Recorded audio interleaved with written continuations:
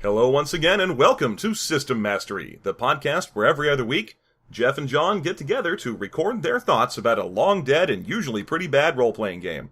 It's a little special time for us this week because it is our 50th anniversary. As such, we're going to go ahead and get started with Advanced Dungeons & Dragons, First Edition, as it is known. I don't believe it was called that at the time.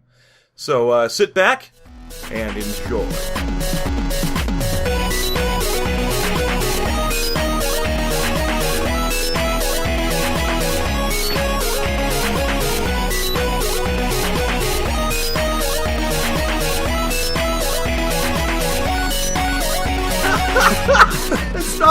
It is not our 50th anniversary. It is our 50th episode. What is wrong with It's you? our second anniversary and our 50th episode, and you're right. No, I'm going to stick to this. We were recording this show since 1965. Oh yeah, I remember back in 1965 when we were recording this, and the only thing that we could review was that Jules Verne game for young boys and women of a certain type. Yeah, whoever Jules Verne could pay to hang out with him.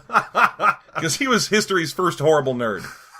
Yeah, the worst. I think there were a lot of naval simulation games that existed in the mid-'60s as well. A lot of the rules that we take for granted today are derived from those originally. Oh yeah, so, back in 1965 when all we did was review, games about boats. Pretty much. I mean, I remember in 1965, our second episode, we were reviewing some boat game, and we had to pause to announce that the Bay of Pigs was being invaded. Oh yeah, and we had to announce that because we were live on the air. Podcasts didn't exist. Of course we were live on the air. Oh yeah, of course. And welcome back to System Mastery, brought to you by Chesterfield Cigarettes. Put one directly in your baby. They're so good for him.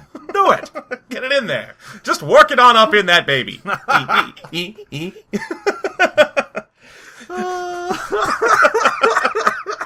Oh man, on one of those huge microphones. Oh yeah, just a microphone that's bigger than my head. We had like a whole backing band behind us. Had a Foley artist back there like, oh, I can't believe cracking open this book. Smacking coconuts together to indicate that our guest has arrived on horseback. Yeah, we beat a dead horse 1d6 damage at a time. Or dead. Oh, some sultry woman in a night dress singing Begin the Begin the whole episode. That would be amazing. We should totally record a 1960s version of the show. All right, well, that's what's happening. All right, so as always, I'm Jeff, and this is John, the co-host. Woo, let's do this. Yeah, I'm the head host, and John's the co-host. We decided on that a while ago. Oh, yeah. Yeah. I'm the co-emperor. The co-emperor. Where I'm just the emperor. It's pretty great. That co-shit made my resume look like garbage. All right, so this week, because it is a special episode, we are recording a review of Advanced Dungeons & Dragons by the legend himself, Gary Gygax. Yes, this is the very first editions. Gygax? It's pronounced Gyrax. Gyrax. Oh, okay. This is a legend of a book. It kind of started the whole Advanced Dungeons & Dragons train.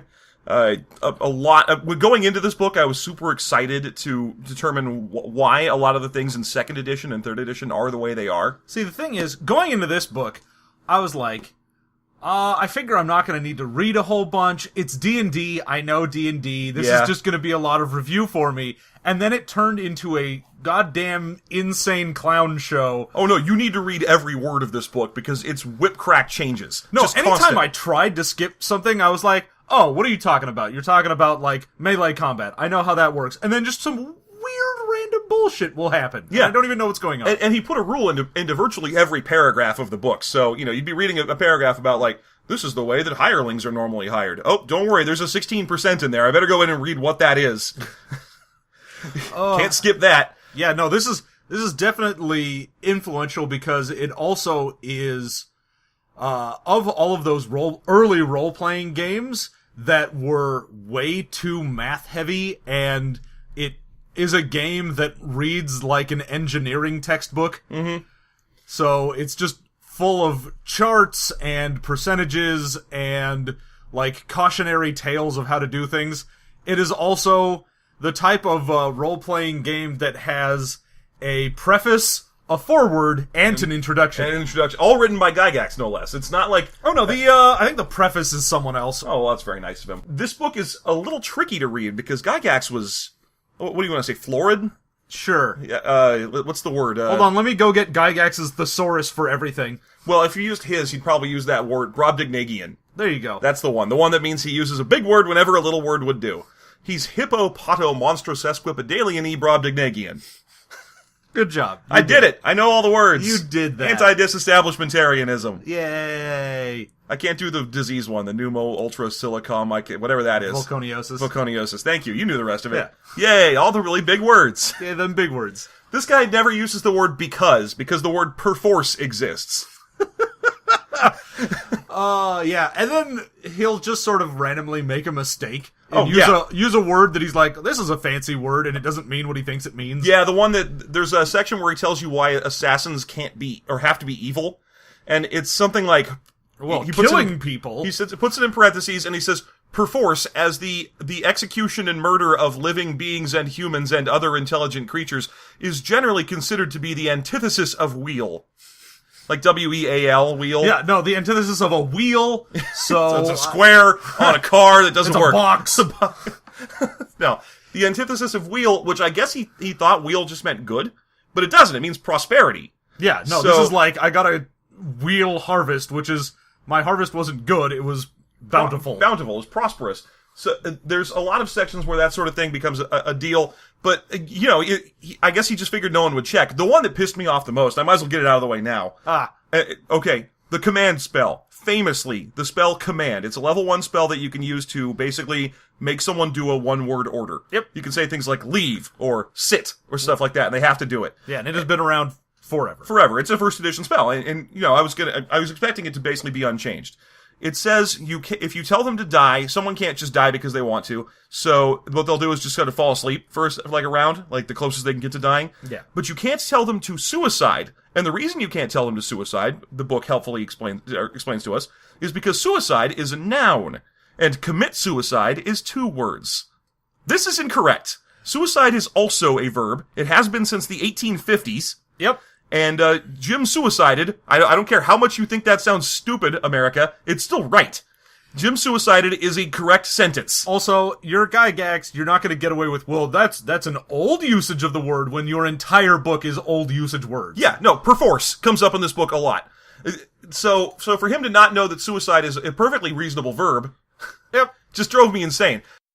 By all rights, that spell should just work.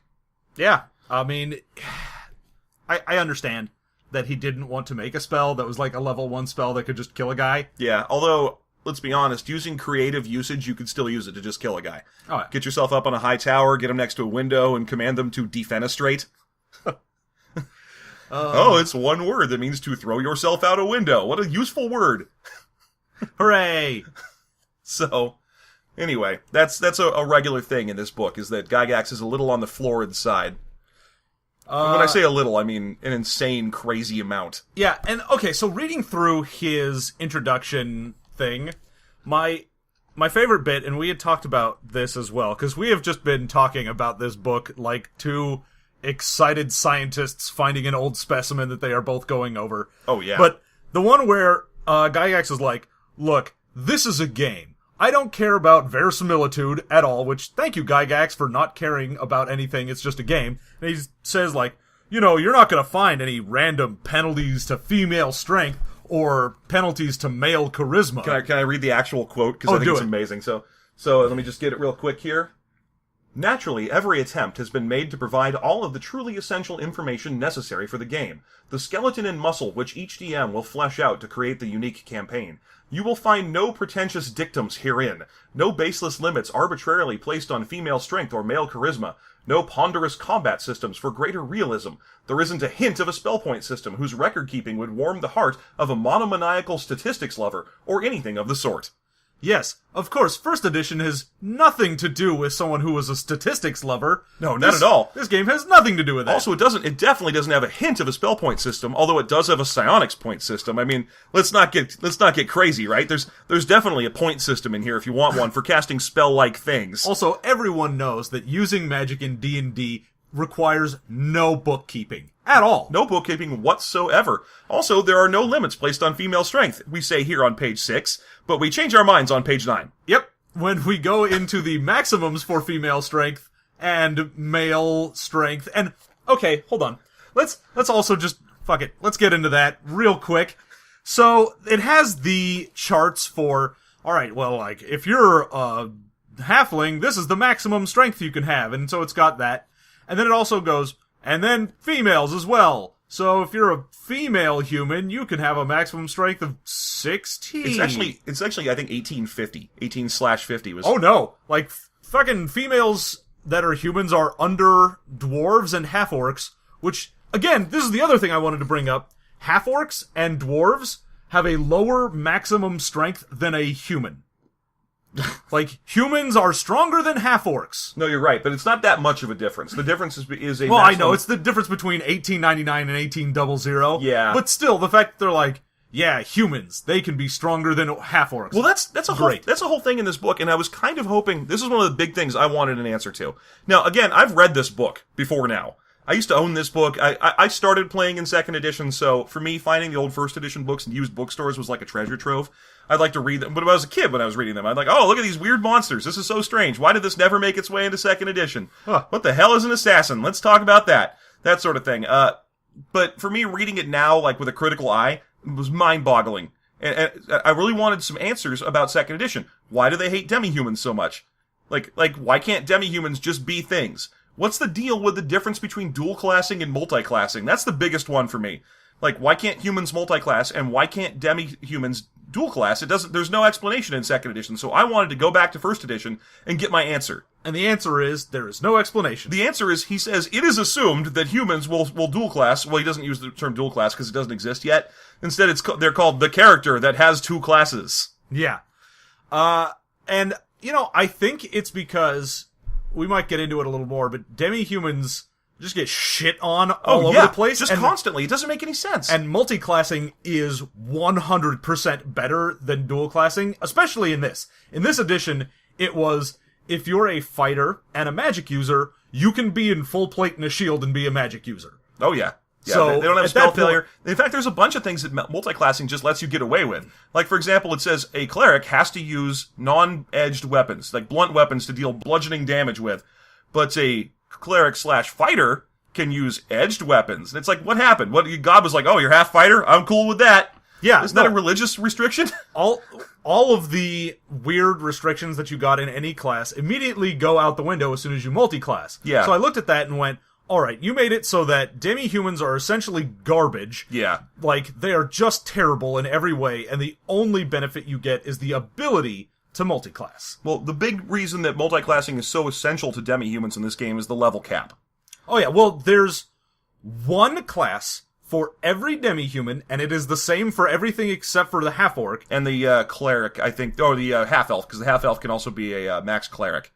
I don't think they get unlimited cleric. I think they can just be a cleric. I'm pretty sure it's unlimited cleric. I also am pretty sure that the female max strength is 18/50, but we're going to fight about that later, sir. Sir. Anyway, you're right about it. There being one unlimited for all of them, and it's always thief. Which makes no goddamn sense to me. Like, I understand if you go, yeah, halflings, you're unlimited thief. I go, oh, that makes sense. That's sure. Tolkienian. Like, alright, and if you want to say a half-orc's unlimited is assassin because you don't really have anything... Although that's terrible, because a half-orc has a terrible max dexterity. Oh, he's a fucking awful choice to be a thief or assassin in general anyways. He's literally the worst possible assassin. He has a bad dexterity and a bad intelligence. Those are the only scores that an assassin cares about. Yeah, it's so weird. And then everyone else is also thief, and not like, oh, an elf, you could be... I don't know, a ranger or something like that. No, I don't even think they can be rangers. No, rangers are specifically humans and I think half-elves. They give half-elves a lot of the stuff that... It makes so little sense. It's like, okay, I get your inspiration is mostly Tolkien, right? Like, let's be real. Let's be real here. There's some Vancian stuff in the spellcasting, but I don't think Vance had a whole lot of the whole dwarves and elves named things like Thorin and so on. Instead, it's mostly Tolkien, which is why halflings make sense to be thieves and why they are fat little dudes that don't want to go anywhere, because this book still keeps them with that. Yeah. And yet, elves are stuck also being thieves, just like that famous Tolkienian elven thief, Thiefion. Yeah. No, that's not a thing. It's so weird. And then, every other class that a demi-human can be, and there's not a lot. I mean, for example, only humans and half-elves in this game can be clerics. And half-orcs. Oh, right. Well, because they're also half-human. Yeah, and a half-orc can go up to level 4. I know. What an insult. You can cast second-level spells and then you're done forever. You'll probably want to multi-class into this, so your character's not permanently stuck at level 4, but that does mean that your fighter cleric is constantly earning half XP for a fighter for the rest of his career, which will end at level 9. Yes. It's so weird, the arbitrary points at which things end as well. So it's like, alright, half-orc stops at level 4 for a cleric, which is the biggest middle finger to just fucking give a guy who chooses to be anything. Yeah. Then other people are like, alright, you stop being a fighter at level 8. You stop being a magic user at level 11. You stop... And I'm like, okay, is there a reason for that? Because it's not like it stopped at certain breakpoints. It's not like, oh, you reached, like, 7th level spells, now you can't do anything else. It's, alright, you're in the middle of the transition between, like, 5th and 6th level, and we'll just stop here. Yeah, it's like, I mean, fourth level cleric is the weirdest one, because it's like, oh, I want half-orcs to be able to cast 2 second-level spells. Okay. But that's all. That's the break point. At the next level, they get a 3rd-level clerical spell, and that just seems excessive. Like, it's so weird. This book introduced a bunch of new classes from back in the days of basic D&D, but then restricted almost all of them to humans and half-elves only. Oh yeah, well, I mean, paladins are only human, period. Yeah. Like, no one else can be a paladin. And so, same thing with the monk, which is a new class introduced in this. It's gotta be a human. Yeah, the monk is only human, the paladin's only human, the ranger is only human or half-elf. Yeah. Like, there's so many things. The druid is also only human and half-elf. Yeah, again, like, you can't be an elven druid. What the shit is going on here? Well, it's like he couldn't imagine those race class combos. Like, he was looking at it and thinking, okay, what would a dwarf cleric look like? Let's see, heavy armor, beard, likes to fight, probably is a thief. Okay, I can't imagine a dwarf cleric, so clearly there isn't one. I mean, there are dwarf gods, because Moradin was introduced in this edition, so we know he exists, but worshippers of him are probably humans. Probably. Right, or half-elves, I guess. It is just this arbitrary thing, and I understand that he probably thought that because demi-humans get special things, that they should be restricted in some way. But he picked weird restrictions. Yeah, instead of it being like, oh, you gain XP slower, like they did in, like, 2nd edition, where it's just, you have an XP, issue with, like, getting your classes. Or creating the level... That level adjustment system from 3rd edition, yeah. Instead, he was just like, well, your character can play until 4th level, and then you can keep playing with the other humans in your party, but you're just going to be increasingly marginalized for the rest of your playing career. And it's, like, the benefits aren't insane. Like, okay, I'm a dwarf. What do you have? Well, I can apparently see the infrared spectrum, so good for me. And I can detect, like, shifting stonework. Yeah, and the slope of things. And even Hold on, guys. This passageway is going slightly downward. This is totally worth me stopping at level 6. I think it is, because I have about a 33% chance of figuring that out. My favorite is the one that says it's very hard to hide secret doors from an elf because they have a 1 in 6 chance to notice it if they're looking for it. It's like, that's about as hard as it is to hide a secret door from me, if I think there's a secret door in the room and I'm trying to find it. Yeah. I'll eventually find it. I think my chances are greater than 1 in 6. And it's not, in this book, it's not just the elf, the elf isn't even looking. If he's just walking around, he notices it. If an elf is searching a room, he has a 1 in 6 chance. Yeah. They're not that great. No. And they don't get better with level or anything like that. The only thing they get that's even remotely good is, dwarves, and I think gnomes get spell resist, which ends up being fairly good. Yeah, they also get a poison resist, which is great. And I think elves still have their charm immunity. Well, they're not even immune, it's just you have, like, a 90% chance or whatever to resist. Yeah, you won't fall asleep on a 90% chance. Okay, if someone casts sleep on you, there's a 90% chance that it doesn't work, and then you have to make the saving throw as well. So you get it in addition to a saving throw. Yeah. So it's just, you're super unlikely to have a problem with it. Pretty good deal, I guess. So anyway, there's a whole table that tells you, this is one of my favorite things in the book, by the way. There's a table that tells you what races can be what classes. And it's a little matrix, and it just says things like, half-orc, fighter, yes, level 9 maximum. Thief, yes, level 7 maximum. Assassin, yes, unlimited. And then if it's, half-orc, wizard, no. Okay, then it goes down to a little sidebar underneath that says, a yes indicates that this race can be this class. A no indicates this race cannot be this class. Hooray! Really? You want to tell me what yes and no mean? This book is completely full of QVs stuck into parentheses. Who knows? Do you know what QV stands for? It means also mentioned elsewhere in this book, and it's from the Latin quod vita. Good. I'm sure that everyone reading this knew that. Yeah, I had to look it up, because I had forgotten. But he keeps putting QVs and CFs in the book. And CF means see example to come, I think, and then QV means mentioned elsewhere within the book. You know what you don't need is old school literary examples dug into your book every couple of paragraphs. I don't need to be told that armor class is also mentioned somewhere in your book every time you mention armor class. I know it will be. This is a book of rules. The problem is, it's laid out so poorly with a lot of things that he's like, look, I'm not even going to get into what an armor class is for like 100 pages, so I just want to reassure you that I will explain what this rule is, instead of just mentioning you have an armor class and going, alright, anyway. What he should have is the Latin for not mentioned anywhere in this book, so he can put it on the section where he explains why he didn't put how to roll stats in here. Yeah, when you get to the stats section, all there is a little paragraph that says, alright, so in the DMG, there's going to be some different ways that you can roll up your character. Have your DM decide which one to use. Anyway, moving on. Yeah. And the DMG didn't come out for like a fucking year after this or some shit. Like, it was insane, which meant people got this book and went, I guess we just roll up 3d6 down the line, which the DMG then tells you not to do not do this. Don't do that.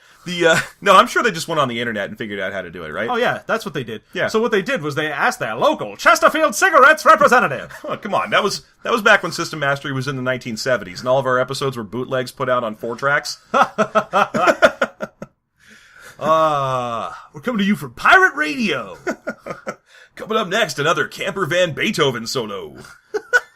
Whatever that is. Probably not from the 70s. I'm not very good at this. Oh yeah, also the Chesterfield Cigarettes isn't a 60s thing, it'd be a 40s. 40s. Don't care.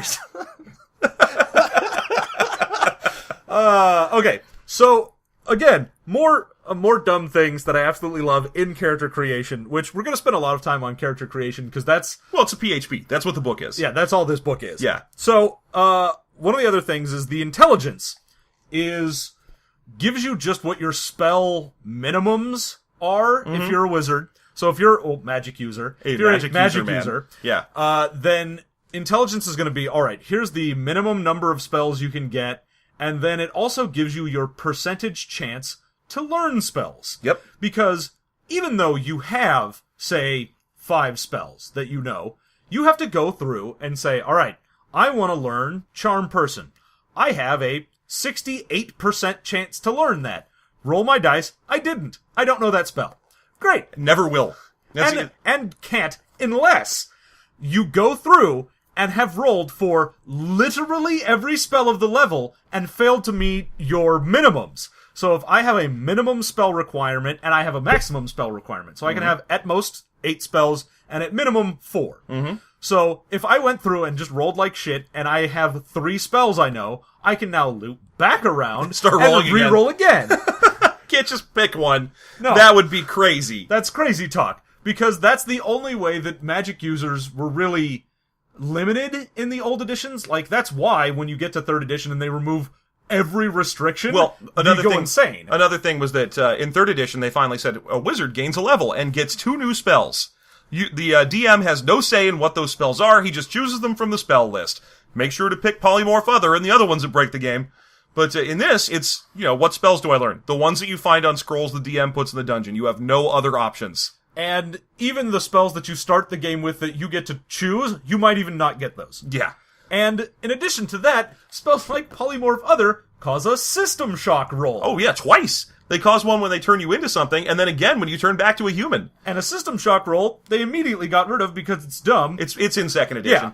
But it's this roll that's basically a chance to die whenever something happens to your body. Yep. And so it's like, I got polymorphed. I have like a 50-50 shot of just dying. Yeah, it's based on your constitution. And a person with an average constitution has about a 60% chance of surviving a System Shock roll. Which is why polymorph was such a great spell in this and in 2nd edition, because you never used it on your own guys to make him into a, cool dragon or whatever. You used it on the enemy because you're like, either I polymorph you into something useless and then we fuck you up, or you just die from System Shock. Yeah.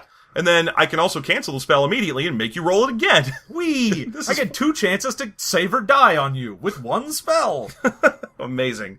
And speaking of the con bonus, that was the other thing, that fighters are the only ones who get to use a high-end con bonus in this. Oh, yeah, which that's I right. thought was really interesting. Yeah. So again, there were all of these restrictions on magic users, and then fighters were ones who were like, look, if you want to get up to, like, plus 3 HP per level instead of just plus 1, you have to be a fighter. And it really matters, because this is a game where you do roll for every single one of your hit dice. You roll for that first one. You don't start with 4 hit points if you're a wizard. You start with a D4 hit points. And when you hit a certain point, which, again, fluctuates for every class, but as soon as you hit a certain level of hit dice, anywhere between, I think it was 9 and 14 for certain classes, you stop gaining dice of hit points and just gain a set amount.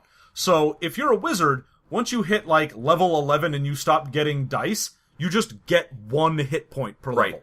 That's actually another rule that survived into 2nd edition. There was, I think it was automatically at 10th or 20th level, you stopped gaining hit point dice and started gaining hit points. Yeah. So that's another one. Although, again, one of my biggest hopes for going into this book was a lot of why. I wanted to know, like, why demi-humans are stuck on multi-classing, and I wanted to know, why spell failure worked the way it did. Instead, I keep finding the phrase, "it is assumed that." That's in the book a lot. In fact, almost every time I wanted an answer, it starts with, "it is assumed that." Yeah, anytime there would be a reason for something being different, whether it's because we wanted it to be more realistic, or because we wanted it to be more for the game, or whatever it is, it will give you a, hey, don't worry about it, as its beginning. So either it is assumed, or in other ones, it'll literally just go, this is a game, don't worry about it. Right. But it starts with, it says, the very beginning of both the level cap and the multi-class section start with, "it is assumed that demi-humans will be multi-classing." And I just want to know why. And the book's just like, well, it's assumed. It's assumed because we made it a garbage option to not do that. Those two things, the level cap and the multi-classing, are just dysfunctional bullshit that only work in context of each other. If you remove them both from the game, it would change nothing except the game would be a lot better. Because you'd be like, well, my dwarf's a fighter. That's the end of that. He can go to max level, and I don't have to worry about making him a fighter cleric just so he maximizes efficiency. He's just a fighter, and it's fine. Okay, well, what's his level cap? He doesn't have one, because that was stupid, and it only made sense if I had multi-classing, which I don't, so that's fine. Also, multi-class, I want to say this right, multi-classing doesn't make sense for demi-humans compared to humans being dual-class. Humans are the short-lived race. They always have been. And they are described as being adaptable and interested in a lot of different topics. That's what a multi-class character is. Yeah, and the difference between the multi-class and the dual class, which we'll just call it dual class even though they don't because it's better shorthand. The character with 2 classes. So, if you are multi-class, then you are basically the same XP split between all of them evenly, and then you go up in level whenever you hit your certain points. Yeah, you're leveling 2 or 3 classes at the same time. So you'll be like, I'm a level 1 magic user, and a level 1 fighter, and a level 1 thief because I'm a half-elf, and this is the best demi-human to be because you can be 3 classes. Yeah. But if you're a human, the dual classing, the way that works is you go, look, I'm level 5 as a fighter, I want to be a magic user now. Well, I'm now a level 1 magic user with all the hit points of a fighter, and that is all. If I decide to put on... Now, I still have the abilities of a fighter. I can put on my heavy armor. I can use my sword. I can do all of my fightery things. But if I do that, I gain no experience because I'm not being a magic user. I'm also not gaining experience as a fighter, mind you. Yeah, you decided... just get nothing. Yeah, you decided, oh, well, for now, I'm going to be a magic user, and if you stop pretending that you don't know how to fight, then you don't gain experience. Yeah. The only thing that really... Dual class does eventually balance itself out, because the moment you go, well, I'm also a level 5 magic user now, then your character goes, by the way, I can just use all my fighter abilities, and it's not a big deal, starting now. And then you're just both of those things, and it's great, and you're still earning XP at a normal pace for your wizard abilities.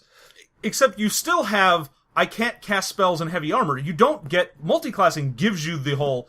We don't give a fuck, we remove all the restrictions. Yeah, dual classing does not. Yeah, the dual classing doesn't. It just says, oh, well, you can carry around the armor and use it without having a penalty to your XP, so you can essentially swap back and forth between your classes. Dual classing... Sorry. Yeah, but at that point, you have to, if you're the same level or higher in something, then great, you don't lose the XP, but you still have to decide what you're using. Right. Luckily, you are very unlikely to be able to dual class, even if you wanted to.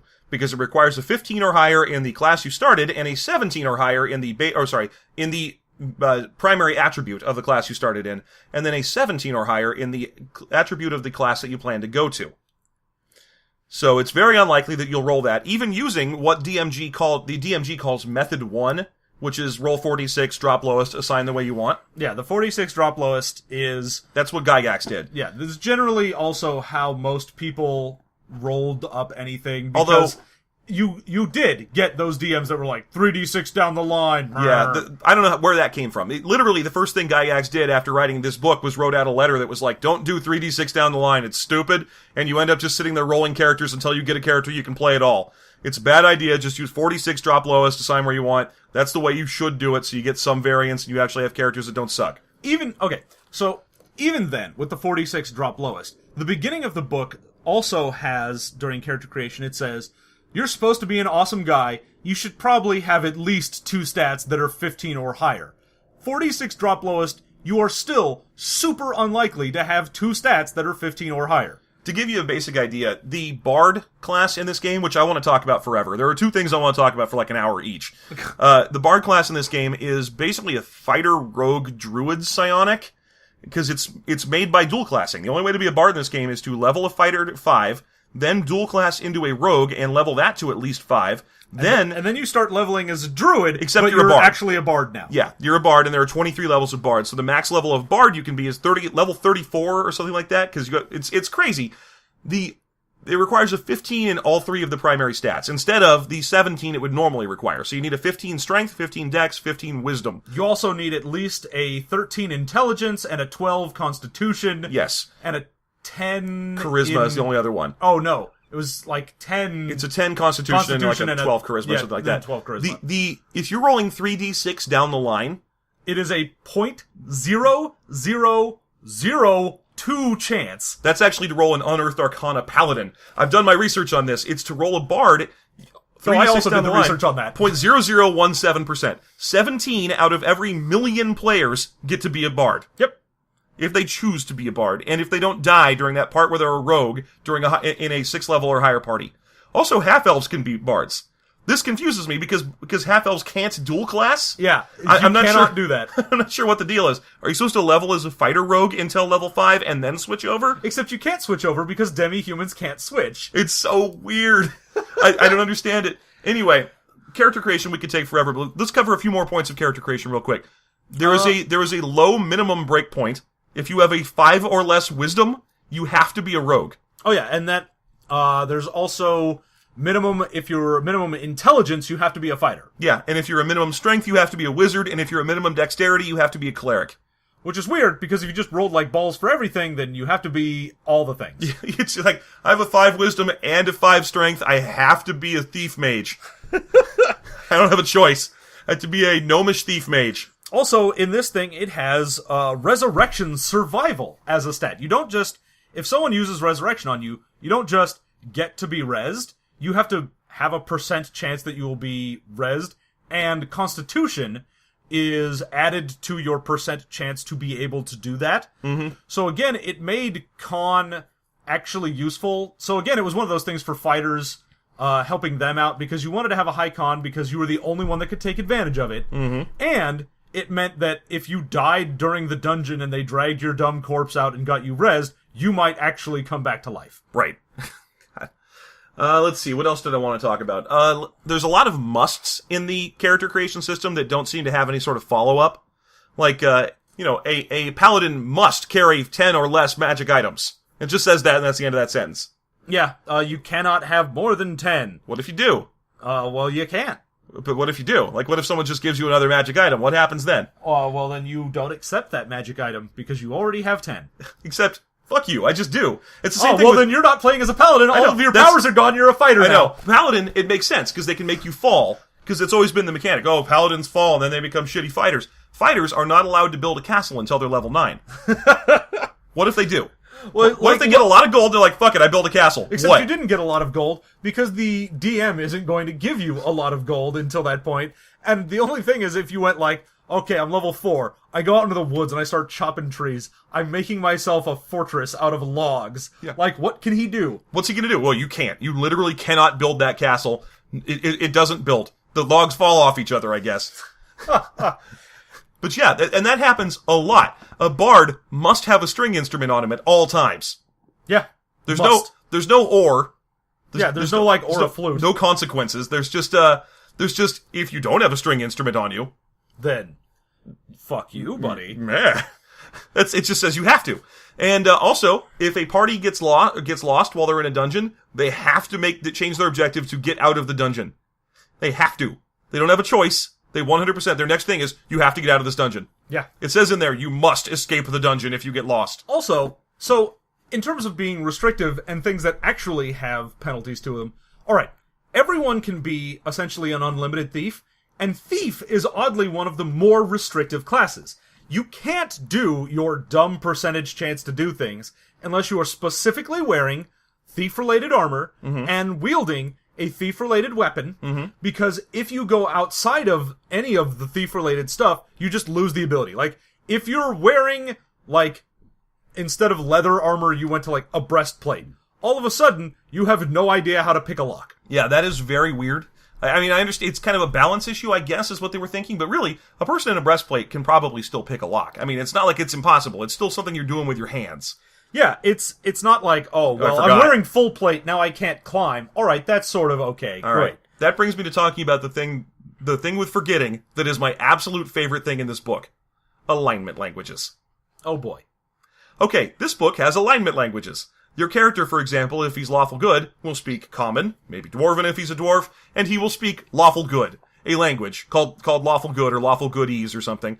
And every alignment has its own language, and everyone who's that alignment automatically speaks that language. If you're chaotic neutral and you were raised in a neutral good household, your parents speak neutral good, and you speak chaotic neutral. It doesn't mention who taught it to you or where that came from, you just speak chaotic neutral automatically. If you later switch from being chaotic neutral to being lawful neutral, you forget how to speak chaotic neutral, and now you know how to speak lawful neutral. Now, you may think, alright, well, maybe this is a thing granted by the gods of these various, different alignments. So, the god of being chaotic good went ahead and said, alright, if you follow me, even not purposefully, but you follow me because you are of my alignment, here is a thing you know how to speak, and when you speak in, that way, you are speaking my tongue. Okay, I can explain away that. However, there is the assassin. Oh yes, the assassin is the only way in the game to learn more than one alignment language. Because normally, while there's rules for learning new languages, it's intelligence minus 12 is the amount you subtract from a year to determine whether or not you can learn a new language, and you can learn a new language for every point of intelligence you have over 15, I want to say, but you can't learn alignment languages because they're secret magic languages. Unless you are an assassin. An assassin can learn anything, which also includes the alignment languages, the language of druids, and the thieves can't. Right, which they should just speak anyway. Which they should, because they are a thief subsection. Yeah, they should just be speaking that. It doesn't really matter. But the assassin can learn alignment languages, which means a neutral evil assassin can speak chaotic good to infiltrate a chaotic good circle. It doesn't explain how they do this, since no one else can do this. Wizards can't cast a spell to speak alignment languages. You can't learn them in schools. So assassins have some secret they're not telling about how they learn extra alignment languages. More stuff about alignment languages. It's a huge social faux pas to speak them. Yeah, well, if you speak an alignment language outside of people that are your alignment. So if alright, I'm lawful good, I'm hanging out with my paladin buddies, we all speak lawful good to each other. But if I go into the Starbucks and try to order a frappuccino with lawful good, then the barista is going to be real angry at me and tell me to go back to where I came from. Now this is mind-boggling to me because having it be a social faux pas means that everyone knows that alignment languages exist, enough that there is social etiquette codified around them. Yeah. Like, what does he say when you come in there and you're still talking to your paladin buddy and you're like, yeah, lawful good, blah, blah, blah. And, the barista's like, hey, would you not speak lawful goodese in here? Look, this is America, and here we speak chaotic neutral. Yeah. What's he saying to you? Is he calling your language lawful good? Does that mean that everyone knows what alignments are? And that's the other thing, is if someone's, if I sit down and I go, I'm speaking neutral good, that's the alignment language I'm currently speaking. Does someone hear that, and can you tell, by me speaking it, that it is the neutral good language, or do you just go, what's all that jibba-jabba going on over there? So this was so mind-boggling to me that I actually went and did something I never do on System Mastery, which is research. Because I wanted to know why. So I found a question asked of Gary, why are alignment languages in there and what the hell are they? And his response was, they're my attempt to recreate the way that Roman Catholics in Europe spoke Latin to each other as a sort of code language. And also the way that Jews spoke Hebrew to each other as a way to transfer information without people knowing about it. So that's what they're supposed to be. They're supposed to be secret religion languages. That's the idea. Yeah, that's the idea, except, again, that doesn't work because you can't just learn it. I can learn Latin. Yeah, and more to the point, if I am excommunicated from the Roman Catholic Church, I don't forget Latin and learn atheismo. Yeah. Automatically. I learned atheismo immediately and was like, milady. I am resplendent in this moment. I am euphoric. Euphoric. No, it doesn't make any sense no matter how you look at it. The only way it possibly works is this is a world where everyone knows what alignment they are, and they all magically speak a language automatically that corresponds to that alignment, and that's just part of the world, and we're done with it. And I guess it would be a faux pas to speak the alignment language in public, because it's immediately just coming out and telling everyone what alignment you are. Which I guess telling people what alignment you are is like showing everyone your dick in D&D world. If you walk into a room, you're like, hey guys, I'm swinging lawful good around in here. What's up with you? Well, I mean, I think it would come down to being either offensive or bragging. Like, if I show up and I start speaking lawful good, everyone's like, yeah, Gary, we get it. You're so good. You're so lawful about all the good you do. Yeah, okay, buddy. And if I show up and I'm speaking chaotic evil, they're like, wow, what a dickbag. That guy is chaotic evil. That guy's an asshole. What's that guy speaking? Lawful evil? Oh, he thinks he's so edgy. I like to think that lawful evil is just Paramore lyrics. Lawful evil is just that guy who wants to talk to you about libertarianism. No, there's too much law. There's too much law. He just comes up to you and he's like, no law in my lawful. Is a man not entitled to the sweat of his brow? And you're like, well, you quit speaking lawful evil at me. Does that mean neutral evil is sovereign citizens? I'm not driving my car. I'm utilizing a conveyance across the land. Trying to arrest me now. That's lawful neutral. No, there's no lawful. They hate laws. It is pure neutral. True neutral. Yeah. True neutral. True neutral. You all cannot druids tell are me what sovereign to do. citizens. I don't respect your laws, good sir. That is a naval flag. No one can own the land. Therefore, you do not have a country and laws to tell me what to do. I am a druid. I am another Fremen. I am simply a person of personhood. Okay, so yeah, that's super weird. That's alignment languages. They're the craziest, stupidest thing in here. Other thing that's super weird in here is poison. We had mentioned briefly the poison usage. Yeah. This book fucking goes off on poison, where like a whole page of poison hate. So it starts off with, hey, poison exists, don't use it, people don't like it when you use poison. You're like, that's kind of weird. And then it has another section where it's like, hey, if you're using poison, there's a percentage chance every round that the guy you're fighting will notice you're using poison and then run off to tell the guards about it. Which, if I've been trying to murder a guy with a sword for 5 rounds, the fact that there's poison on the end, he's like, whoa, I know you were trying to stab me in the throat, but poison? I gotta find the police now. And it's not just that, it's a 50% chance that he'll run off and find the guards, a 30% chance he'll try to kill you even harder because he's mad about poison, and a 20% chance he will yell at guards and then try to kill you even harder because he's mad about poison. Yeah, great. So there's exact codified options for what happens if anyone sees you and recognizes you for using poison. Which means if you are in a fight and you're losing, the best thing you can do is bring out a vial of poison for a 50-50 shot that the guy will run away to find guards. Yeah, or you could just tell him your blade is poisoned. You're like, hey man, poisoned blade. He's like, shit, I gotta go tell a guard. Guard! I know I was winning this fight, but fuck it, poison. Also, there's an explanation. There's a part where Gygax wants to tell you why he hates poison so much in the book, and it's just, imagine, if you will, a group of archers, and they all have poison weapons, and they find a dragon, and they poison the dragon, and the dragon dies, and they take that dragon's loot. That's not fun at all, is it? Well, no, that wouldn't be fun. However, that would never happen, because you'd have to play a party of all archers. And you'd have to agree with each other to all go poison a dragon. And the DM would have to put a dragon there. And in addition to that, you'd have to actually have poison that does that instead of just shit. Yeah, because poison doesn't do murder the thing it hits. Poison does some damage and some constitution drain. Yeah. It doesn't work the way that he wants it to, and he wrote the rules! Yeah, part of me, again, is trying, just the same thing with alignment languages. I'm like, alright, so the most evil god in this setting is the evil god of poison. And so everyone knows if you use poison on someone, all you're doing is strengthening this evil god, and if he gains enough power, he'll poison everyone. And that's why poison is always frowned upon, and never use it. I know, and it's like, just don't make poison a big deal in your game. You don't need to make it a big deal and then make it a big deal that players can't use it. It's so weird that you did that. There's a section for what happens if you come into town with poisoned weapons and you're like, hey, we just killed this dragon with poison, you guys. This dragon that had been eating all your sheep, we finally managed to kill it for you, so here it is. The way we did it, though, we poisoned it. We poisoned it. We're big heroes. We killed this dragon that's been plaguing your landscape. Shit, did you use poison? We're going to kill you and scatter your ashes, because poison is worse than dragons. Yeah. This book, for some reason, fears poison so much that it's like, look, anyone who sees you using it is going to think you're the worst person that's ever existed. If you show up in a town with poison, everyone's going to try and fucking kill you.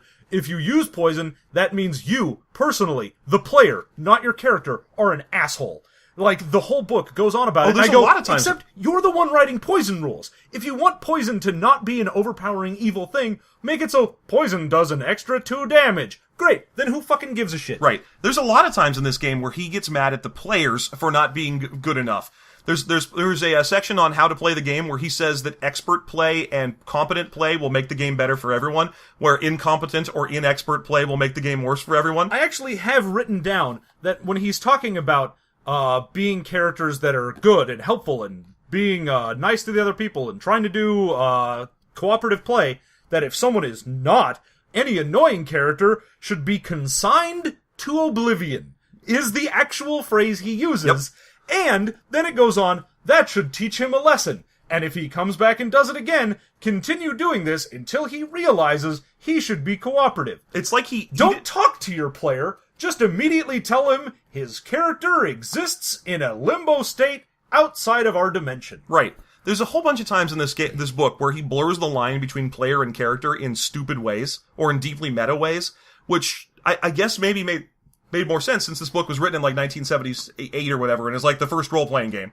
But they're so weird when you look at them now. You're like, okay, this character knows what alignment they are. We've established that. And they know what alignment anyone else who speaks an alignment language is. There's a section on how to divvy up treasure, where he suggests that the way to divvy up treasure is to do it by shares, like pirate booty shares, where you basically add up X amount of everything. Like, oh, the captain gets 20 shares, and each mate gets half a share, and so on. And then you divvy it up by that much and give each person their thing. He says to do it by level in shares. Well, so if your character... He gives you like 4 different ways to do it. He gives you 3. The first one is just everyone gets an equal share. Hooray! The second one is everyone gets shares equivalent to how many levels of experience they have. And this means if you are dual classing, you only get it to whatever your current class is. So if I'm a level 3 wizard, but I was a level 6 fighter, I don't get 9 shares. I get 3 because I'm a level 3 wizard. Yeah, but the moment you get to a level 6 wizard, you suddenly get 12 shares. Because you are now also a level 6 fighter, and that counts.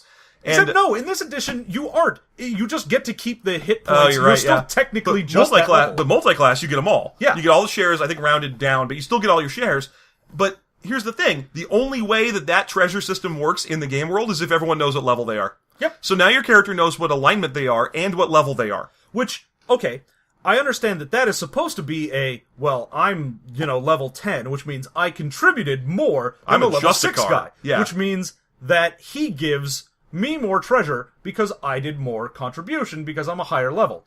So you might say, oh, well, they don't know what levels are. They just know that, well, this guy did more of the work. Except, let's say I go into a dungeon and a level 10 guy sits with his thumb up his ass and does nothing, whereas the fighter who's level 6 does all of the work. It gets to the end, and the level 10 guy's gonna take all the shares. That's capitalism. Except that now you gotta get to treasure divvying level 3. Because the first one is equal shares for all, the second one is equal shares by level, the third one is equal shares by level, plus, at the end of the adventure, vote on who did the best job, and that person gets an extra couple of shares. Yeah, which... okay, Also, in the shares, if you die, you get shares up to the gold made before you died, and then if they res you, you don't get anything that happened after you died. Yeah, because honestly, everyone else should get bonus shares for dragging your corpse out. Oh yeah, so if you're fighting, like, a fucking dragon, and he's got a giant horde, and you end up, like, doing a shitload of damage. You're absolutely awesome. And then he kills you, and then they beat the dragon. You get nothing. Get fucked. Get out. Yeah. How dare you let yourself die to the thing I am fighting you with? Well, the end result, though, is that if you do this mode where you get shares equivalent to your level, and then you have the players vote on who was the best player that game, that means so far your character knows what alignment they are, they know what level they are, they know what class they have, and they know they're being played by people who vote on whether or not they're good. No, but again, you could say, in character, all of the characters are like, you know, our rogue was really on point this crawl in this dungeon. Hey man, thanks for picking that lock. Here's 10 gold. Great. Another place where it blurs the line between character and player is in the how to map a dungeon section. Because Gygax loved dungeon mapping. He thought a whole part of this game, the whole game within the game, was the game of telephone where he spends weeks designing a cool map, and then he tells 2 of the players in the party what the map looks like as they go through it, and then judges them based on how well they respond to the map that he's describing by drawing a map on their own. Yeah, we've already talked about in the other D&D game we did. Yeah. How there was the shot caller and the mapper. Yeah. As 2 different things. Well, in this one, the mapper, it literally says that a good mapper will take diligent notes made by the player, except that he keeps describing it as the character. It's real weird. It's like this blurred line where he's like, this elf wizard is an excellent mapper because his player is a good mapper. What if the elf wizard is just a good mapper? What if he's just like, hey, look, I'm playing an elf who's really good at making maps. I'm not especially, but my elf is, so he's always on point with the map. No, that's not a thing. It's a skill that the player has to have. I have an elf with an intelligence of 18 and mapography as a skill. Yeah, well, except this game doesn't have skills, but whatever. Yeah. So... But still, you should be like, look, my elf should know the way to go. He was in there. He has better line of sight than I do. I don't want to play telephone with you. The elf learns the fucking map, okay? No, this is a player skill. This is like if you accidentally wrote a 17 down in your sheet. That's permanent, because that's a skill you have to have. It's so weird. Yeah, well, it's the same thing as the old... I don't care what your charisma is or what ranks in diplomacy you have. I need you to roleplay out talking to someone. So, the idea that shit that my character should be able to do, the player has to do, it's found in certain areas, and mapping is just one of those areas where, again, it's super weird that he would decide, yeah, this is a thing. This is what I want to go ahead and say, yeah, this depends on the player, but I am having the character do it. While you're wandering around in a dungeon fighting things and checking on what your encumbrance is and making sure your light levels are in a right radius for you to be able to see, because you're an entire party of humans, obviously because demi-humans are garbage, yeah. Then, okay, great, sure, doing all that, while this is happening, my fucking elf magic user is sitting in the back going, alright, okay, let's see, 10 by 10... And then I got graph paper. This room is star-shaped cherry. I don't want to... God. It's a semi-oval? What does that even mean? Oh, it's a right circular conic cross-section? Why are you doing this to me? This room is a parallelogram. It's a 10 by 10 by 4 by 8 parallelogram. It's a 6 by 8 by 9 by 2 by 10 by 13 room. Wait, God. what? It's a septahedron? What is happening here? I'm fucking with you. It's a septagon, excuse me, but still. No, it's a septahedron. God damn it. It's a 7 by 8 by 12 by 7 by 13 repeated. It's the shape of a soccer ball. Great. Okay, we're at 53 minutes. Do you want to talk? This one's going to go over. Fuck it. This game has psionics in it. Yeah, you know what? Fuck it. It's the 50th anniversary. Show. It's the 50th anniversary. anniversary, and by God, we'll spend 2 hours on this shit if we want to. I don't even care. This book has psionics in it. Boy, howdy does it. It's the only base D&D book to do so. Let me tell you a little something about psionics. I am a smart person. Mm-hmm. I would go as far to say I am in the upper echelons of people who are intelligent. Oh, that's very, very humble of you, yeah. Yeah. Also, I speak lawful evil, and I just want you to know that the government shouldn't be allowed to... Okay, sorry. No, okay.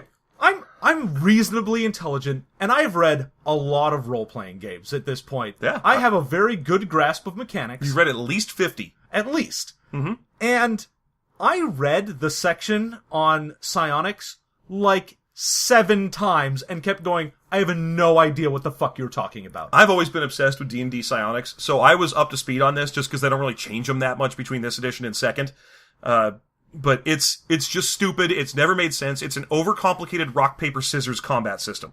There are 5 attacks and 5 defenses, and certain attacks only work on certain defenses, and certain defenses can't be turned on unless certain attacks, and it's just... Thing is, it doesn't even have, like... Okay, so it goes like, alright, attack A is the psionic blast, and it's the only thing that can be used against a non-psionic character. So this is the only psychic attack that can be used against a guy. Mm-hmm. Doesn't tell you what it does. At all. It does some damage. It doesn't even say it doesn't do damage. It in the book. It does in the spell descriptions.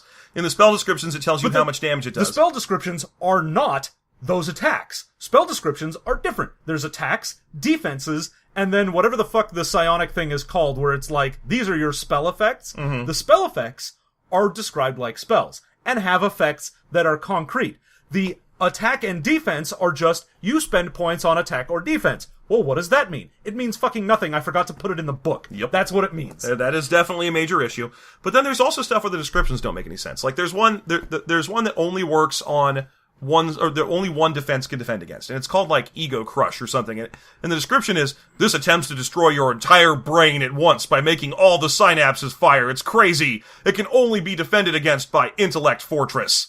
And then you look at Intellect Fortress. And Intellect Fortress' description is, you try to hide various parts of your brain in rapid succession.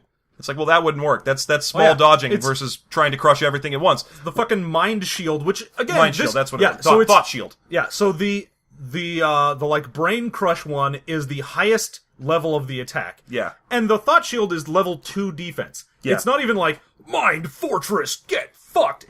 No, man, it's just the Thought Shield. This is sort of a minor one, but apparently the only one that stops the major attack? Because it's rock, paper, scissors. It's supposed to be rock, paper, scissors, except there's only 2 or 3 interactions that work like that.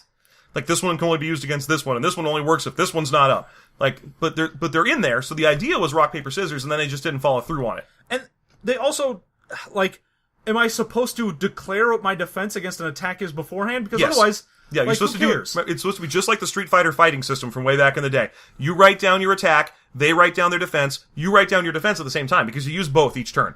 So you write down your attack and defense, they write down their attack and defense, you turn them over, hand them to the DM, you flip them over, and then that happens. Good. I'm glad this is happening. And also, this is only for psychic people, which means there's an actual fight going on with everyone else, whereas you are just sitting there looking intently at some other guy. Right, because you can't do anything else while you're having a psychic fight. So there's literally, if you have a psychic in your party and they get in a psychic fight with like the illithid that attacks them or something, first of all, they're fucked, because an illithid is just a psychic. They're really good at it, and they will just... And although, honestly, the illithid is fucked, because he's gonna try and psionic do stuff, and then someone's gonna stick him with a sword, and he will lose all of his concentration. Yeah, Mind Blast is a cone, so he's gonna be like, I'm gonna fucking hit all of you with this crazy Mind Blast, and there's shit all you can do about it. Unless you have one psychic who's like, I'll attempt to defend against it. So, I don't know, it's fucking ridiculous. Oh, yeah. Also, it's got psionic points, which are earned by multiplying each of these... So you roll percentage first. To see if you're psychic. So, not even just to see if you're psychic, just what your psychic power is. So you get between 1 and 100 points to begin with, then... For every point of intelligence, wisdom, and charisma above 12, you get an additional point. You get more points, but it's a different amount. For each point of charisma above 12, you get half a point. Well, for each of those, you get a point. Then if you get above a certain breakpoint, like I have above 15 in any of my stats, then I get double the points. Right, that's right. Then if I get if I'm 15 in all 3... I get quadruple the points. The end result is that the swing of points you're capable of having, if you're a psychic at all, is between 10 and 344. Yep. So, there you go. That's good, I suppose. I mean, you're never going to have that high amount, because it would require you to roll a lot of 18s. Yeah, you'd have to have 3 18s and rolled 100 on your percentage. On your percentage roll. And you would have needed to roll your Am I Psychic check and gotten yes. The maximum chance to be psychic, I think, is like 5% chance. Because again, you have a 1% chance to be psychic if you're human. Because other races can't be psychic. Yeah. Although it does add in parentheses, or sometimes dwarf or halfling, and then it doesn't explain that further. Yeah, it's just like, or maybe your DM says a dwarf or a halfling. And you're like, okay? No, your DM will never say dwarf, or your DM just can't say elf. Elves can't be psychic, don't fucking... Why are you even asking? Yeah, why would an elf be psychic? That's dumb. That's so stupid. They should be druids. Oh, whoop, they can't. Lol. Okay, so if you have a very light chance to be psychic, which means this game doesn't have psionicist as a class. It also oddly doesn't have barbarian as a class. I don't know why I thought that was in there. Yeah. I thought this game had Barbarian, and it does not. Nope. The classes that are weird to this game include Bard, which is crazy nonsense and looks like a first draft and is like, what the fuck were you thinking? Well, that's why it's in, like, Appendix 2. Yeah. Bard. Even if you're rolling using the Method 1 system, the roll 46, drop lowest, assign where you want, you have a 1.5% chance of being a Bard. Yeah. If you roll the roll 46, drop lowest, assign where you want, you have a 25% chance of being a Paladin. You still have a very good chance of being one of the rare ones. Bard is too stupid rare. It was a mistake. I don't know why the fuck they did that. Anyway, your chance to be a Psionicist is 1% modified by how high some of your stats are, but it still only gets to 5% or so as your possible maximum. So there's like 10, 15 pages of this book dedicated to something that no one will do. Oh, yeah. No, there's a lot of room given over to shit that no one cares about. Yeah, there's a whole appendix to Bard. No one will be a Bard. There's a whole huge section to being a Psionicist. No one is a Psionicist. Also, I do love that this game, like previous editions, just assumes you'll have henchmen. It's my favorite. Oh, yeah, there's so much stuff about henchmen. There's not only in the character creation does it say, hey, maybe you'll have some guys, whatever, but anything you lack, you'll just make up for in henchmen, because that's what you're gonna do. Yeah. And then there's pages of, like, henchman loyalty. How much money should you give your henchman? Is our henchman learning? Yeah, there's a whole bunch of, like, henchmen care. Like, they're like Pokemon. Oh, yeah. It's 100% just like, hey, did you remember to feed your henchman? Oh, no, my henchman died. How much XP does a henchman get? This is one of the big things about this game, and I feel like we're dumping... This game is like the first RPG. So we're really... It's kind of like dumping on cave paintings is what we're doing here. But fuck those cave paintings, am I right? That doesn't look anything like a buffalo. Get the fuck out of here, Oog. How come all your women are shaped like pears? Come on, Ugg. All sizes are beautiful, Oog. You're beautiful at every size.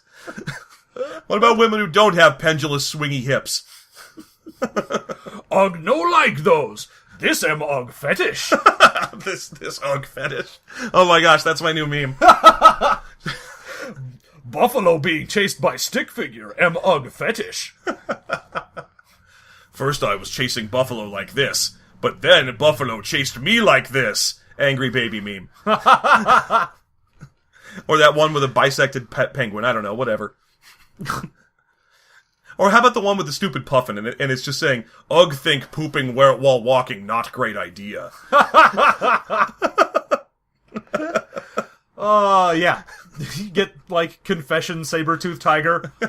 Confession Saber-Tooth Tiger. Ugg once go gathering instead of hunting. He liked it. Also, why are they always talking about themselves in the third person? I don't understand why I decided this. Why are they all named Ugg, too? I mean, there's more names. No, there's like 3 names. There's Ugg, there's Oog, and there's Ogg. There's Ugg, Oog, and Madison.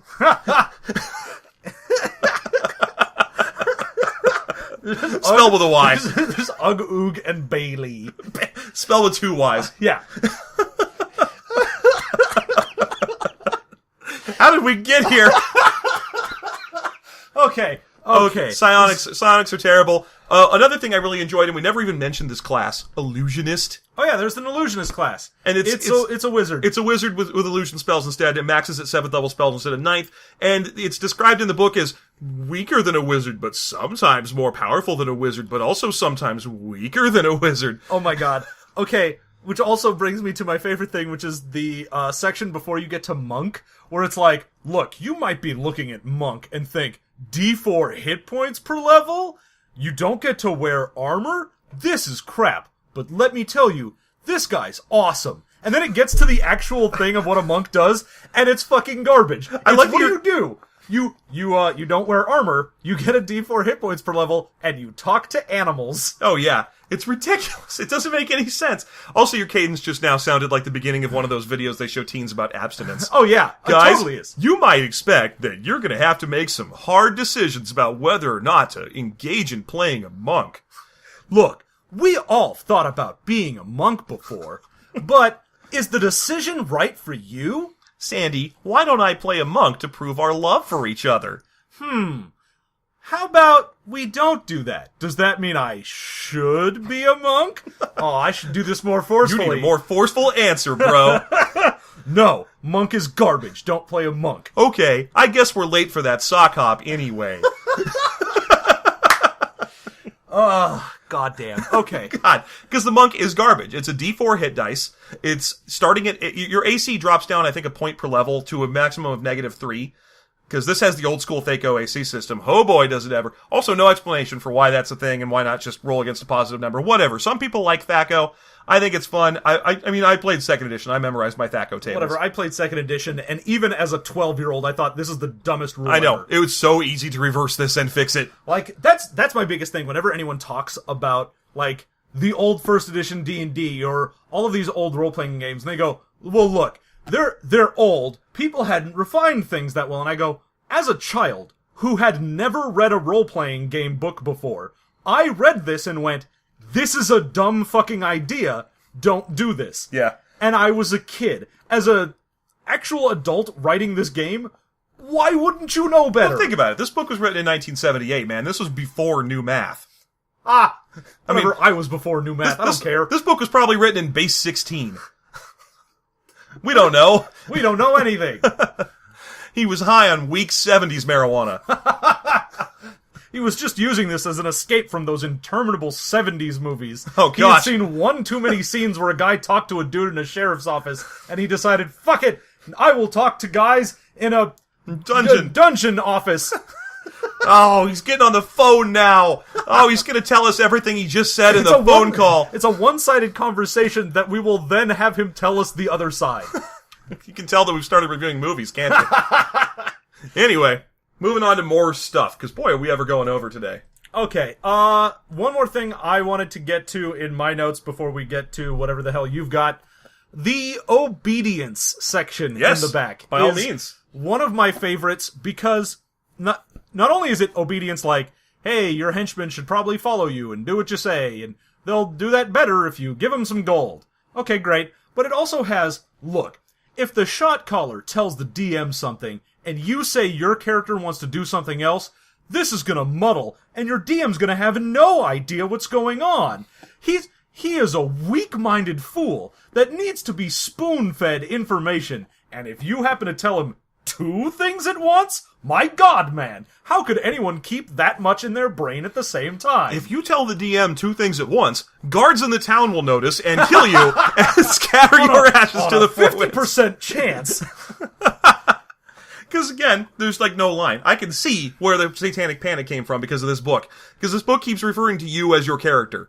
Like, Thing is, I was thinking reading this, I have no idea where the satanic panic came from, because it literally reads like an engineering handbook, where you're like, alright, if you want to have your player be able to make an attack, see chart 4, subsection 3, about his percentage chance to do that. You will, of course, it is assumed, want to have a weapon that is... And I'm like, oh my god, this is the worst. yeah.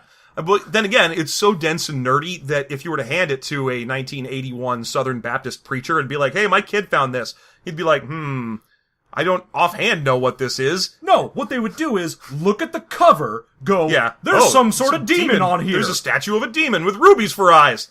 Oh, and like, especially the DMG, which was basically just a demon. Yeah. Like, you'd show that to someone and they'd go, oh, well, this is about the devil. Have you looked inside of it? Of course not. I looked at the cover, and this is about the devil. If you look inside of it, it's just some weird math. One more thing I want to talk about with the monk is that the monk has the same chance to be surprised as everyone else in this game, which is a 33 and 1/3 repeating chance to be surprised, because that's rolling 1 or 2 on a D6. Oh boy. But he keeps spelling it out as 33.333%. He spells out the percent chance for everything that you would do on a D6 every time. 16.178% chance a ranger is surprised. But anyway, with a monk, it's 33.333 repeating chance to be surprised. At level 2, they lose 1.33333 repeating chance to be surprised. So now they have a 32% chance to be surprised, which means you move from a D6 to percentile. And then, next level, they lose 2% chance to be surprised. Now they're a 30%, which means now they're a 1, 2, or 3 on a D10. Oh, wait, no, D10s weren't going to be invented for 6 more years. So instead, it's percentile dice still. No, it's just, the monk is the only person that randomly moves from a D6 to percentiles when doing surprise. Yes, it's weird that he put that in there. I don't know why he didn't just make it, at 10th level they switched to a 16% chance to be surprised. Whatever, it's fine. This book reads like it was written without stopping or thinking back. Except that there's a whole bunch of QVs in there, so we know he thought about what was coming up. No, this definitely got edited and a pass over, and someone thought, yeah, yeah, this is good. This is what I wanted. This is exactly what I think will convey everything I wanted to the reader. Right. Also, one more thing I wanted to talk about in this book is that this book is like the first example I've encountered of ultra-adversarial DM tone. Yeah. With that whole don't confuse the DM and the shot collar thing. There's also, I'd say, a good 24 sentences in this that end with ...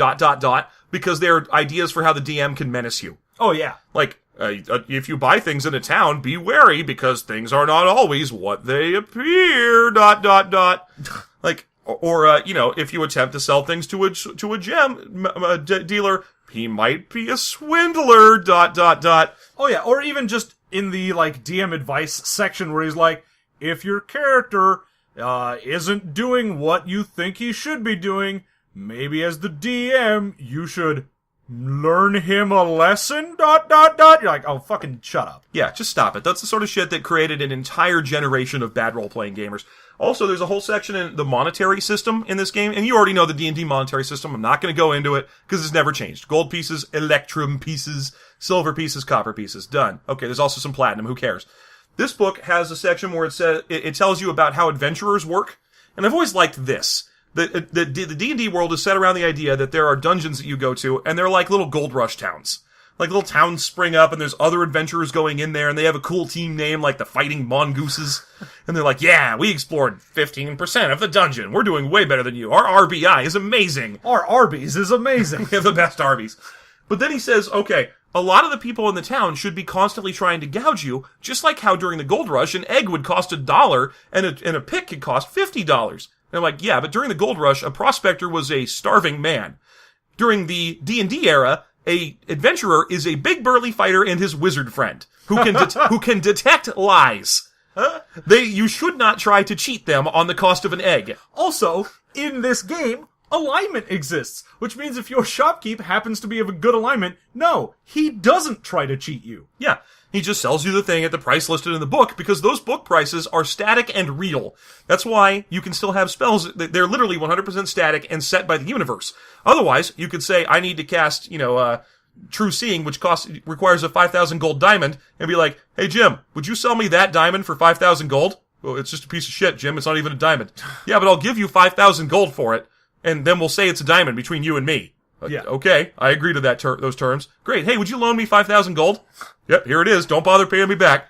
Okay, great. I cast True Seeing with this 5,000 gold diamond. Yeah. No, the fact that you have to have things be static is sort of well known, and, like, the game does have a bit of, like, hey, this is a game, don't worry about it, that's what it is, and then does the same thing you're talking about, where it's like, well, maybe they try to fuck you, and you go, no, they don't. You have static values. It's a game. The game doesn't work if you start fucking with that. Yeah, it just causes your players to be paranoid and murder people. That's all it does.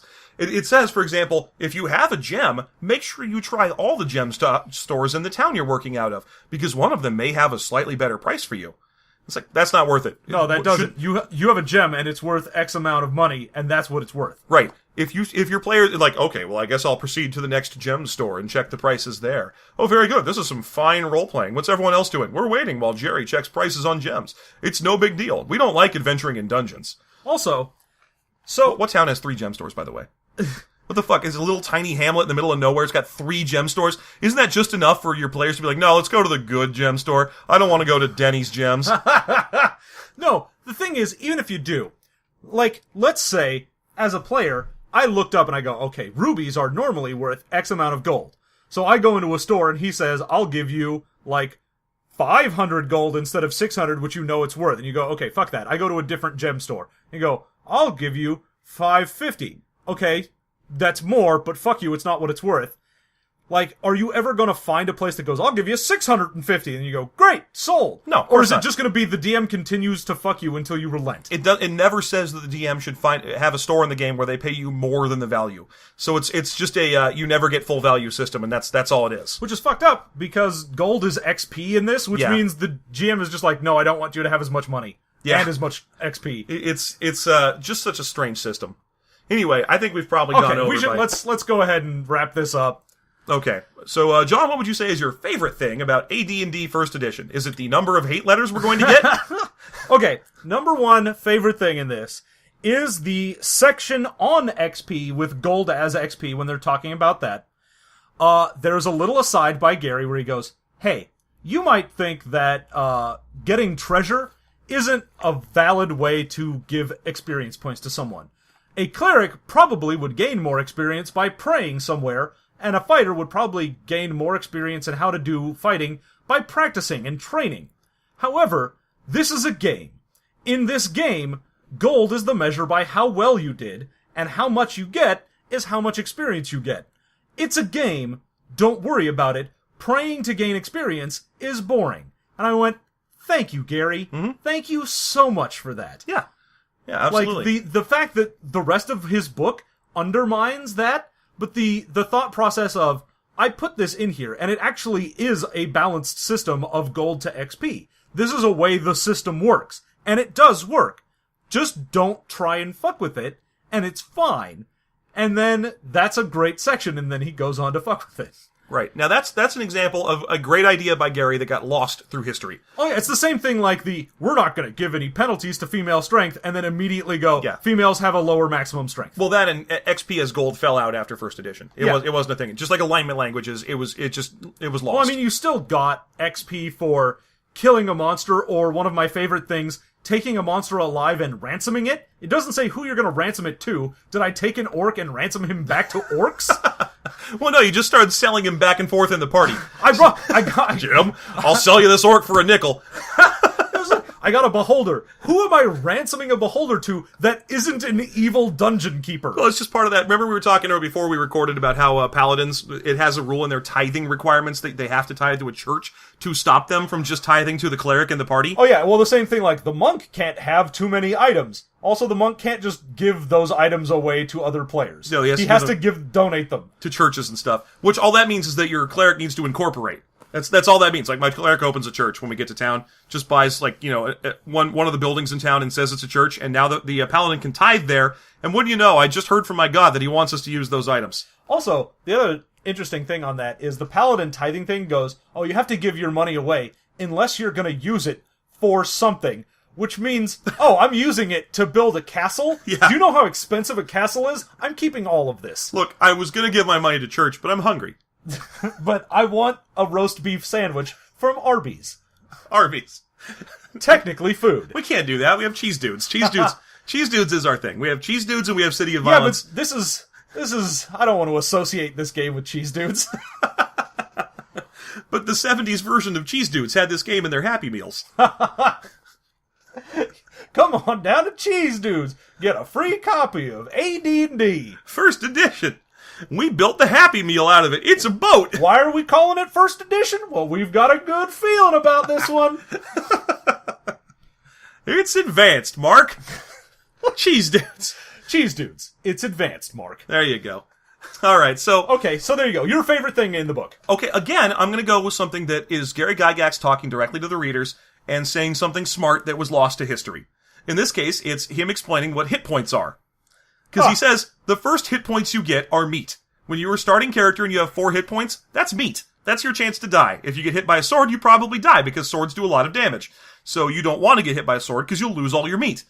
Hit points you gain after your starting hit points, some of them are meat, but most of them are not meat. Instead, they are your morale, your skill, your luck, and magical factors. He says magical factors, I assume, because it's supposed to be that if you're bedecked in magic armor, the hit points you gain are equivalent. It flows across. But the end result is him saying, look, hit points don't mean your hand gets knocked off. They mean that you get demoralized. They mean that you're starting to lose advantage in the fight. They mean that you're losing the high ground. And eventually, they get down to the point where you are losing meat. It is both things. Yep. And then, that's great. That's exactly what hit points should mean. They have never meant the amount of structural damage you can take. He even tells you that it's stupid to think that way. Because he says, look at it this way. A fighter with 5 hit points can take 5 hit points worth of damage. A bull with 15 hit points can take 15 hit points worth of damage. A fighter with 60 hit points can take 4 bulls worth of damage before he dies directly. If you were to chop meat off 4 bulls, it would kill them at the same rate it would kill 1 fighter. That doesn't make any sense. It's got to be something else, so it's mostly their morale and luck and so on. Yeah, which the people that argue for, no, hit points are your meat, are the same people that also venerate Gary as their big groggy god. Yeah, and he hated them. It's so weird. He didn't like 3rd edition D&D, for example. But anyway, yeah, he knew what hit points should be because he wrote them in the first place, and it's right. It's very right. Good. What's your least favorite thing? All right, least favorite thing. Let's narrow it down to a weird thing in the book. I'm just gonna mention something that sucked that I didn't know until now reading this book, because most of the things that sucked I sort of knew. Mm-hmm. I didn't realize healing used to be so punishing. Oh, yeah. It's 1 hit point per day of rest. Yes. One hit point. And then they sometimes give healing powers to the characters in the game, and they are just as bad. Like, you see the monk healing? At 7th level, a monk can heal a d4 plus 1 hit points once a day. Oh, yeah. There's... And I love that they're little like, look, we'll throw you a bone here. If you've spent a month resting, now it's 2 hit points a day. Thank you. Thank you, game. Get fucked. That only matters if you've taken more than 30 points of damage. Which you should if you're a high level. Yeah. If you've taken more than 32 points of damage, because it just gets you 1 day faster onto your feet. Oh, yeah. Well, look, we're all high level. The cleric died. He failed his resurrection chance when we tried to res him, which means our cleric is permanently gone. So now I have to rest up to get my healing back. And I guess I spend 2 months with my dick in my hand. Unless it was chopped off. That was the meat you lost. That was it. That was the only meat. All you gotta do is rest in bed till it grows back, though, because that's Obvious. how HP meat works. Yep, that's how this works. Alright. Okay, so that was just one of the random things that I did not like at all in this. Sure. There's plenty to not like, but I'll go with that. What was your least favorite? There's a section on how to establish your character in the game, like what's your character do first after he's been created. Oh, yeah. And it's, okay, well, you'll probably want to give him a name. But you're definitely going to want to make sure he has an inn to stay in, and you should check that inn to see if it's got burglars, and you should make sure that your room in the inn is secure from burglars. You should also make sure you're getting a good price on the inn so you're not getting swindled. How close is the inn to a restaurant? That's probably going to matter. Have you checked Priceline? Have you checked Priceline.edu, or have you checked ARPANET to see if there's if the Have you internet's gone been on a invented message yet? board to see if someone has reviewed this poorly? God. I need you to Yelp the inn you're in. God, that's so terrible for 70s. This inn is great. Everything's avocado green and rust brown. It was amazing. There's so many little flower patterns on the towels. I love this 70s inn. 3 out of 5 stars. Everyone's got a huge, stupid mustache. Everyone. Especially the dog. Especially the women. No, okay. But it's weird because it's all this stuff about, like, how to make sure that your inn is secure and you're properly paid for and know where a nearby church is. And it takes priority over naming your character. It also mentions that you might wish to consider giving your character a backstory, such as parents. But no, it's mostly about making sure the inn you're in is secure. Hooray. And also, at the very end of it, it goes, also, it might be helpful if you know where the other players in the party are and what the inns they're staying in are at, because otherwise it'll be difficult to go on a joint venture, and you might wish to go on joint ventures with the other members of your party. Maybe. I'm not sure, though. Really, this is more of an judging game. Yeah. What we're doing is we're playing Hotels.com review the game. And to me, this isn't, it's not like, it's one paragraph, it's not like the worst thing in the game or anything, but it represents what Gary does wrong in this book, which is that he just goes off on wild, boring tangents. Well, there are certain things that he thinks are important that do not matter at all. Same thing with the whole section in the book on poison. I mean, it probably would have been my least favorite section if we hadn't come up with it already. He dedicates a page to telling you the various ways you can punish players for using the poison rules that he put in the game. Yeah. And it's all this stuff like, if your players insist on using poison weapons, have them roll a weapon check every time they use the weapon to make sure they don't nick themselves. Why aren't you doing that all the time then? Like, oh, did you swing your sword? Check and see if you cut yourself. Yeah. Did you get it out of the scabbard? Well, see if you cut yourself. Yeah, see if you cut yourself. That does a point of damage. Well, okay, but the blade's not poisoned. Oh, never mind then. You're less clumsy when the blade's not poisoned. Yeah.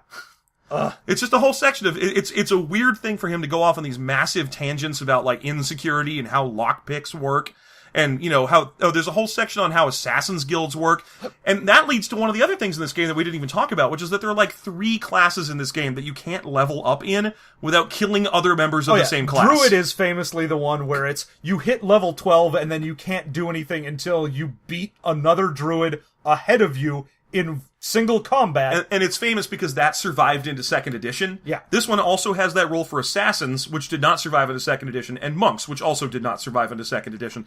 So both of those classes, monk starts early. And monks at level 8, you have to go start finding monks and kicking their asses, which isn't that hard because monks also start early on henchmen.